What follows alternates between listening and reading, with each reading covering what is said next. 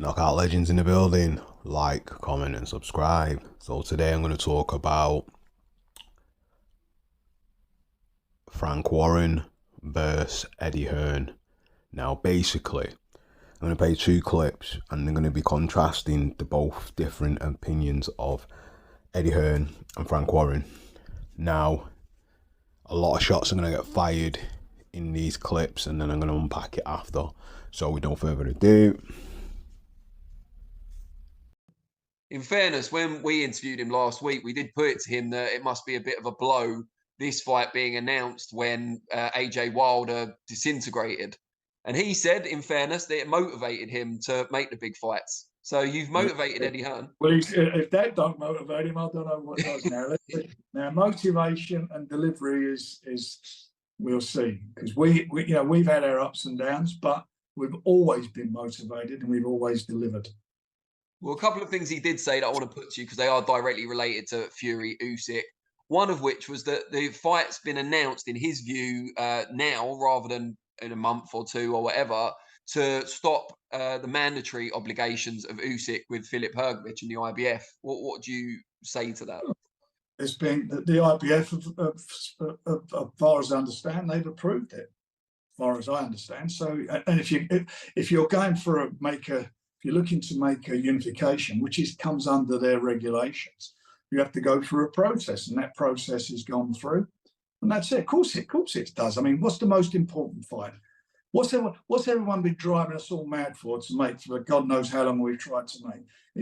It's this big fight. It's the fight with Tyson and Usyk, and to make that fight happen, we've gone through that process and delivered. And I'm sure everybody in boxing, other than the people immediately around Hergovic and Hergovic himself, will be happy about that. Another thing Hearn said, and this has gained quite a lot of traction, is that I think we already knew they were planning Chris Eubank Jr. against Conor Benn for December the 23rd, one of the dates that's been floated for Fury Usyk. And Hearn indicated that perhaps someone, whether it's you or him, would have to move their show. What do you make of that? Because I'm assuming you feel your show's a hell of a lot bigger. We better move our one then. I mean, it's only the unified. If it happens, it's only the unified heavyweight title, 4 belts on the line. For how many belts is the Conor Benn and? I reckon they'll find somebody. How many belts is it for? And what belts is it for? And do you mean that fight of great interest around the world? Do me a favour. I've really got to answer that one. Well, I'm guessing, just to be on the record of it, you wouldn't want to move your show for that reason. Listen, we ain't moving. Whenever that fight's on, it ain't being moved for anything, because it's the only fight it's the biggest fight in the world of boxing. It's the biggest fight this century in the heavyweight division. This century. So what do you want me to say? When you put together a fight like this, and as you said, it's the first 4-belt undisputed heavyweight title fight ever, and a fight that people have wanted for years as well. When you put something like that together, is there a bit of satisfaction, especially against your competitors? We've managed to do this. We're the only ones who can do this. No, I mean, look, it's a collective situation of making it happen. But the one who wanted to make it happen was Tyson. I mean, Usyk wants it because he's been looking for the payday, and that's why it was so difficult to get it on before, because he went across the road to skill set challenge because he felt they would deliver and he'd earn more money than fighting Tyson in the UK this year. But it is where it is, and out of bad comes good, and it's really good what's come out of it. And Tyson is the one who's made this happen. Tyson. In terms of getting your thoughts on a couple of things in the wider boxing sphere, my colleague Danny Flexen spoke to Nissa Sal, and Nissa said, look, they're potentially going to take a legal challenge in terms of Fury Usyk because Hergovic is mandatory. You stand as a co-promoter, is that something that you back, legal challenge to Fury versus Usyk? Yeah, for sure. Look, the reality is the IBF should have sent negotiations. Like, they do it for smaller champions, and they would have sent the letter immediately, but they didn't send this letter. They waited for negotiations to carry on, and now we have a contract signed. Have they been sent to the IBF? Why wasn't the mandatory called for Filip Hergovic after the Dubois fight, which it should have been? So obviously, Sauerland and us, who are partners on Filip Hergovic, are heavily invested in Filip Hergovic. We were told he had to fight that fight against McKean to make sure that he could get ordered. So we've given him a fight. We've paid the purses for that fight. really on the bravado that he's mandatory. And if he's mandatory, that should have been called straight after the Dubois fight. So yes, there are a lot of things ongoing from our side. We have to support our fighter, and we will do that in this situation. You don't stand too popular, potentially causing a blockade to the undisputed and Fury Usyk, and someone who's not too popular with yourself is Frank Warren, who said to you through Danny Flexen and seconds out, stay out of my business in terms of making the Fury Usyk. Just your response to that? It's not really just his business. It's Filip Hergovic's business, and he'd be doing the same. I mean, don't forget, he was straight in sending letters to the WBA about Daniel Dubois' low blow. All of a sudden, he's not supporting Daniel Dubois anymore. He's just sort of parked him up. Yeah, maybe he can get a chance down the line. So at the end of the day, Fury Usyk have nothing to do with us. We have to represent our fighter. And the reality is that mandatory should have been called for Filip Hergovic. It hasn't. We want to know why. We want to know why the rules haven't been followed. And yeah, we will stand by that and make sure that we do the best for our fighter. So, I'll stay out of his business. He can stay out of mine, which is making sure that we do right by our client. And that's what we'll do. Eubank Jr. stands prospectively. So from the very first clip, we have Frank Warren talking about the undisputed fight. And basically, he's saying that Tyson wanted to get the fight over the line. We all know that's a lie. Tyson was being the most obstinate, the most diva-ish, and the most, spoiled in his behaviour to get the fight off the ground.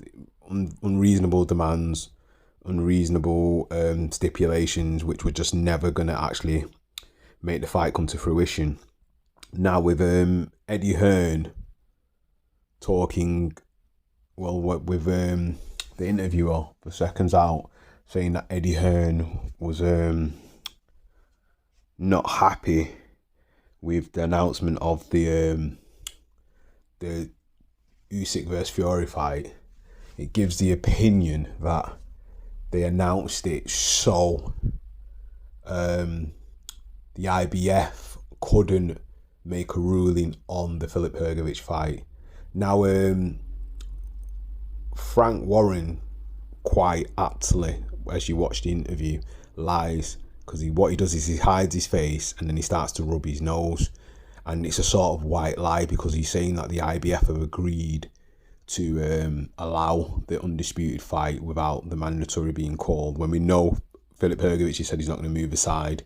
They've not offered any step aside money, so how can they basically sign a contract for undisputed? That's why a lot of fans are sceptical if the actual fight's going to take place, because we've heard this before with Fury and other fights that he's made, especially with Usyk. The problem's not with Usyk. Usyk was going to take 70-30, was going to take 30% out of the 70-30 split. So how is it Usyk that's the problem? It's Fury. Now, Fury is notorious for rushing contract negotiations and deals to be in his favour, to only just promote other fights, and then what he does is he either pulls out of the contract or he doesn't fight the fighter. We've seen this time and time again. It's a tactic what him and Queensberry use. They'll use other fights to promote the fight that's current, especially if the fight's not doing well. And it seems like that's what they're doing with the Francis Ngannou fight, because nobody really wants to see it. It doesn't really matter how good the promo is or how good they're selling the fight or how good they're trying to sell it to the public. It's just a cash out. It's more money. It's just about greed. The cash cow is rolling in, milking the cow for as much as they can. Greedy belly's on the flipping the milk train. He wants to make as much money as possible. Now, with Hearn saying it's actually true, it's not really fair, and also it's BS basically, because how can you sign a contract for a fight and mandatory's been called, and we know that the IBF don't mess about when it comes to calling mandatories. They've waited on purpose just to see what will happen, because they're going to get paid in both aspects as well.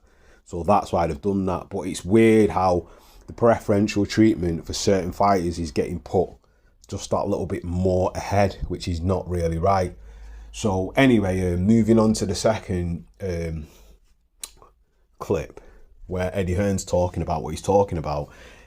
I agree with Eddie Hearn in certain aspects because he's right. If they had to fight Dempsey, if he had to fight Dempsey McKean to get called for the mandatory shot, to get the mandatory shot, and they paid the purses, by all means and fair and dues, he should be getting his shot, and we should be getting him being called for his mandatory before this fight is getting announced and the contracts are being signed. Now, the IBF can't do anything about, obviously, contracts and negotiations, but with Sauerland saying that they're going to sue or put a legal injunction in to sue if the fight goes ahead, I can't blame him, to be honest. And also, that's within Eddie Hearn's sphere of things because it's right.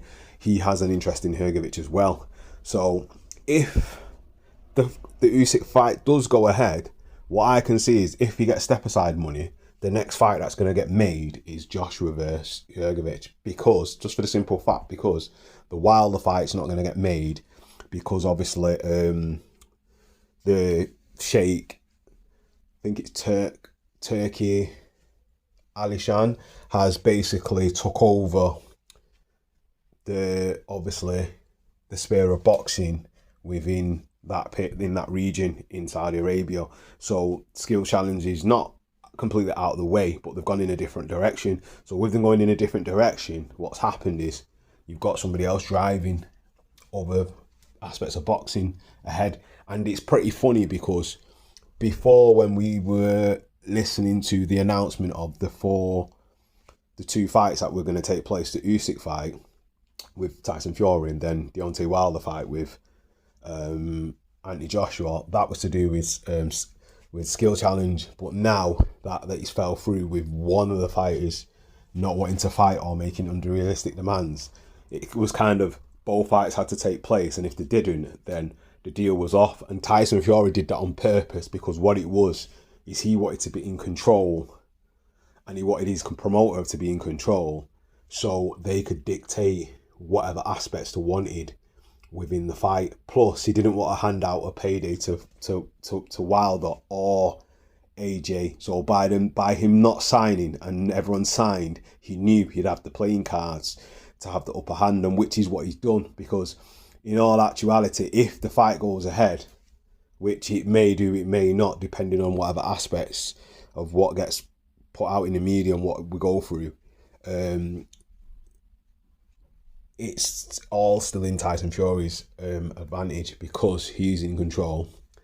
He is fighting for the fight he wants to fight for, and nobody else is going to get paid.